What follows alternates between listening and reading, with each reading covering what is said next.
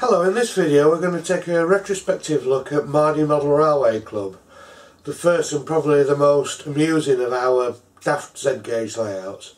When it first came out on the exhibition scene a few years ago, the way it used action men and Barbie dolls to represent a model railway layout caused quite a bit of amusement.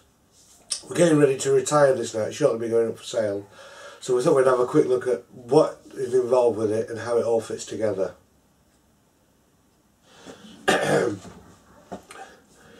Like most of our exhibition layouts, it lives and moves around in its own custom made flight case on wheels. In this case we have a separate backdrop that clips in for transport. Makes it slightly heavier, but it keeps everything safe and it gets there in one piece, and more importantly gets home in one piece.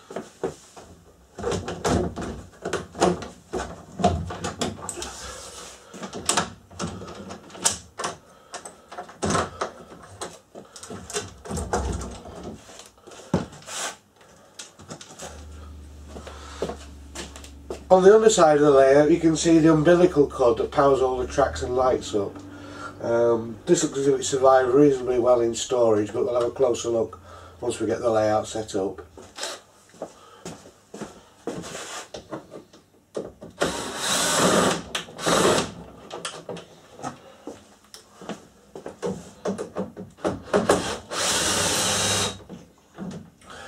With the flight case removed and set up on a pair of metal trestles, it looks as if it's been survived quite well in storage over the last 2 or 3 years, since it was last exposed to daylight.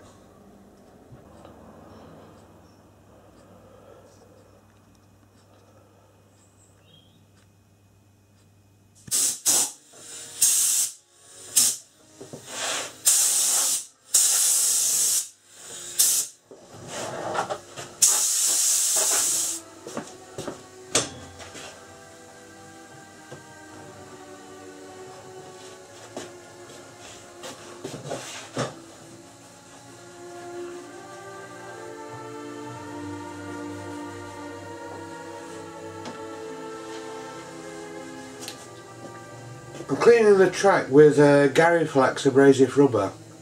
You buy these as a large block from engineering supplies places, and basically slice them up into thin slivers about 10mm thick. Quite expendable, but it works out quite economic.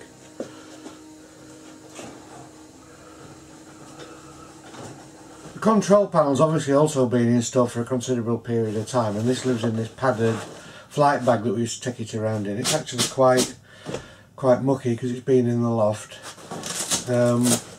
Control panels very similar to the ones we use on many of the other layouts that we have.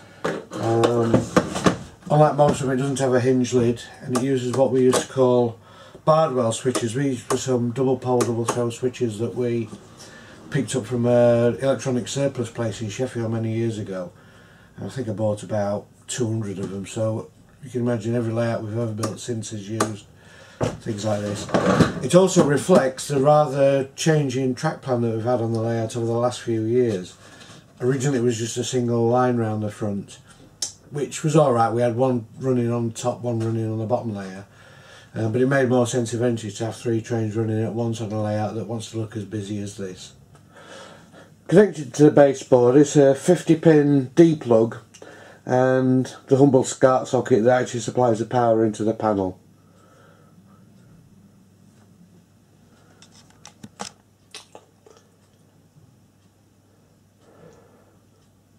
The fascia board indicates many of the shows that the layout's attended over its exhibition career.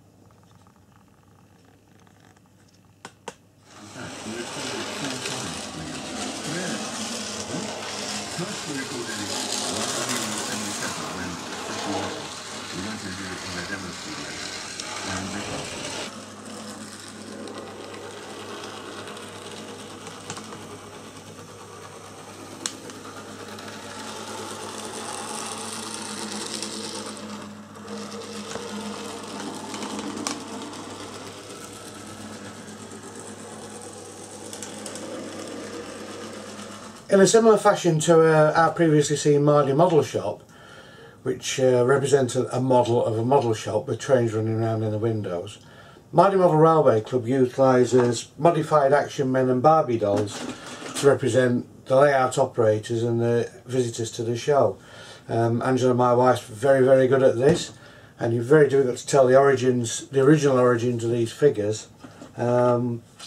She's actually reclothed them, and then we've weathered them in effect by giving them grey hair and beards. These travel separately from the layouts when we go to shows. Basically it's just a bit too much weight to be wobbling around in the car, so basically we plant them just before we open to the public. Each of the figures have their own unique personality and are actually modelled pretty much on real people out on the model railway circuit. People on the northern circuit can probably recognise who some of them are.